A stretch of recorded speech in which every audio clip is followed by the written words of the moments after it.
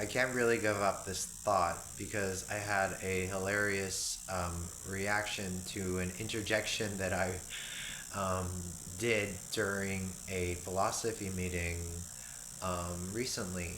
Um, and I think it was really important to include this idea into the conversation.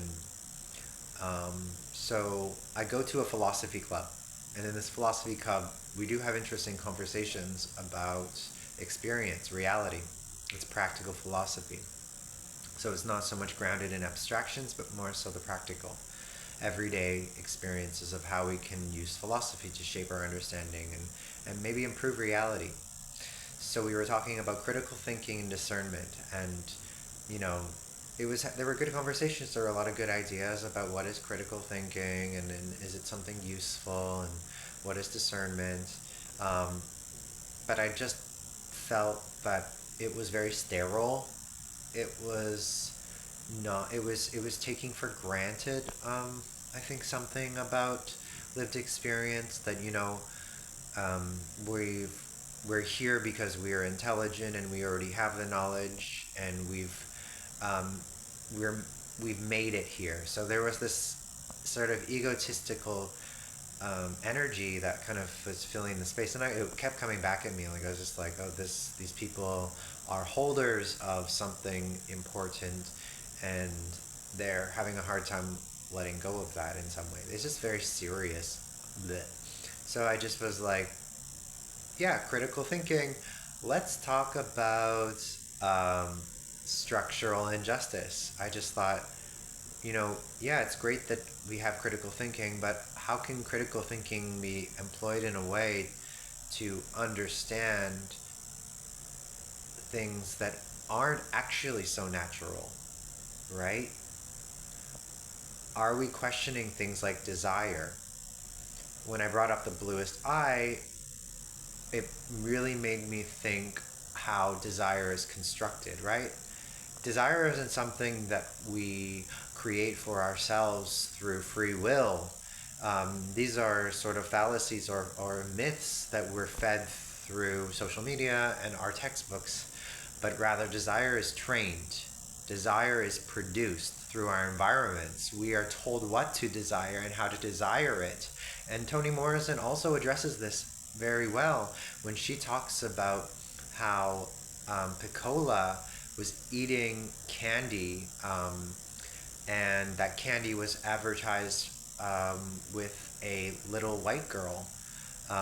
There was a little white girl on the picture, and you through even she even went so far as to sexualize that sense of pleasure that Piccola as a child was getting from that candy, even using a metaphor of orgasm to kind of solidify the reality that structural, I think, racism and inequality is so trained subliminally, so trained subconsciously into people's psyche of how to navigate the world that we begin to desire things that do not include our existence in so many ways. So I, and that means everything. That means our beauty standards. That means the color of one's skin, these features that we carry. All of these are not simply natural. Everything in regard to how the world, are what we pay attention to, or what is fed to us, and what we should be paying attention to is trained. It's trained imagery, and it also produces profit. It produces a capacity to generate wealth from it, and generate whoever holds the ability to control the image controls power in some way. So desire is not natural; it's produced. And I wanted to, and even thought is produced. What thoughts are important? What thoughts are considered interesting? What thoughts are not important? What ideas are not interesting is also very much a, a result of power. Okay, so what politics we pay attention to and what politics are not worth paying attention to is a result of power. It's not simply that they've died off, but the ideological frameworks of competition are making decisions about what we should be paying attention to and what we shouldn't be paying attention to. So that is a very deep consideration when we're talking about critical thinking, because if we're not addressing power when we're critically thinking, we're not addressing root issues. We're not addressing why. And critical thinking is necessary to address the structural racism or the structural injustice that's occurring in our lives. So what happened, sorry, I don't want to, create gendered relations here, but what happened was I brought up this sort of rebuttal to the conversation, and it was sort of shut off because at that moment people were implicated. People were required to reflect.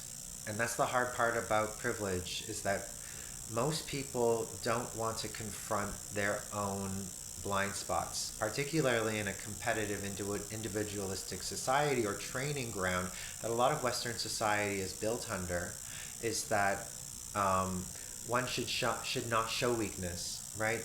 I mean, definitions of vulnerability that have been provided are often say that vulnerability is a weakness. So when we start to understand, oh, there is a socialization that vulnerability is a weakness. No, it's not. Once we can start focusing on our own prejudice and our own blind spots, then we can better start to see how others who are us, right, interdependency, are suffering under shame and injustice in ways that need to be addressed if we're wanting to survive as a species, generally speaking.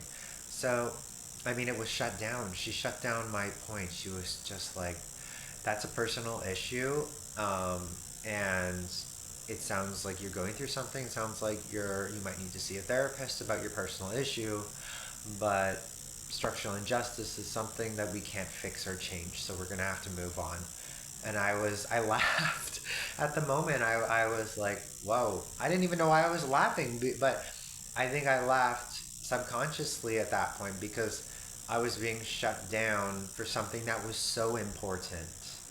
And it is so important to see how power is operating in spaces. Why are there only white people or light-skinned people, Europeans, settler colonials dominating spaces? I just kept seeing, mostly these types of foreigners ending up in these spaces. All the time, I would consistently see, and it would be, people of color would not be coming back. But I mean, maybe somewhere. This is just off of my own data, but I think it's important that people need to address their own blind spots. I mean, I'm not perfect. I still need to do it too. When we're addressing things like critical thinking or even talking about philosophy, right? Okay, so this is just me going off, but I couldn't sleep. I felt so responsible. I felt sad after I brought it up because I was shut down. And I keep shutting down sometimes when I bring up things like this. But yeah, because people don't. We already talked about it. But anyways, thanks for listening.